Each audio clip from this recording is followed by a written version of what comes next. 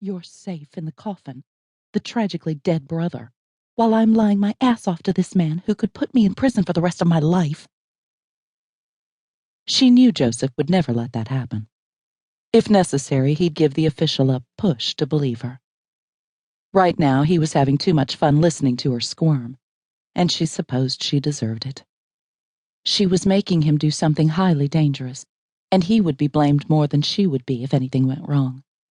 Her father would probably just kill him on sight. He will, too, Joseph said. He'll rip me from limb to limb. You should be worrying about me ripping you from limb to limb, she threatened. How old are you? The official stared at her passport and papers, and then back up to her face. Did you pilot that plane? She lifted her chin, trying for older and much sterner. She knew she looked young, but not her eyes. If he looked her directly in the eye, he would believe what those forged papers said. And they were great forgeries. Joseph had many talents, although making up stories was clearly not one of them. I'm much older than I look, Schuyler replied. It was partially the truth. She felt older, and that should count for something. She'd been through more than most women. Okay, teens. 25, he said skeptically. Joseph had insisted she'd be 25 if she was going to pilot the plane. Piloting planes had come easy to her, and it was something she especially loved, so her adopted father, Gabriel, had allowed her to learn. I have to open the coffin, the official added, watching her closely. Schuyler managed a little sob and covered her mouth, nodding slightly. I'm sorry. Yes, of course. They said you would. I was expecting you to. She straightened her shoulders and spine courageously. He looked at her much more kindly. You don't need to watch. Stand over there. He nodded to a corner of the building just a few feet away. She felt a little sorry for him. If she knew anything at all about Joseph, she knew he would put on some kind of show. Don't you dare blow this by scaring him, she warned. I mean it, Joseph. You're no fun. I can always remove his memories.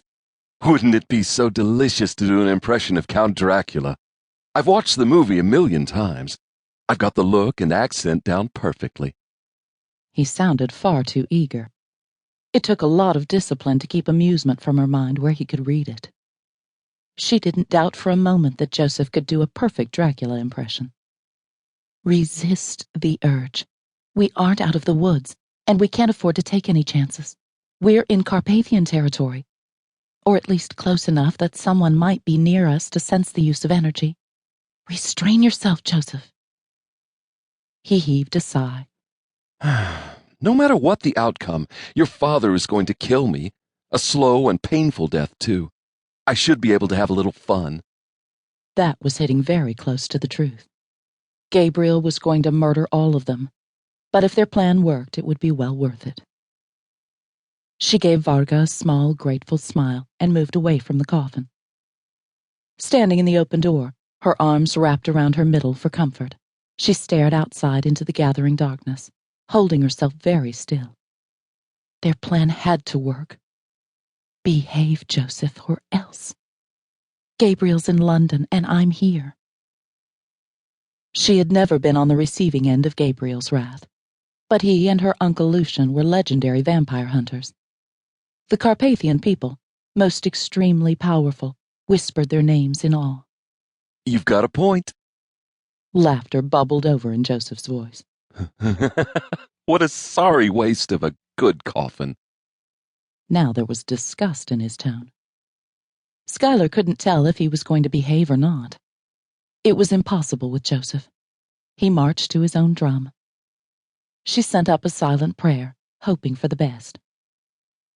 Right now, Francesca and Gabriel were probably awake, and would soon be preparing to fly to the Carpathian Mountains. They thought she was a continent away, safe with her human college friend Maria, using her vacation to help build homes and run irrigation to farmers in South America. She had never lied to them before, not once.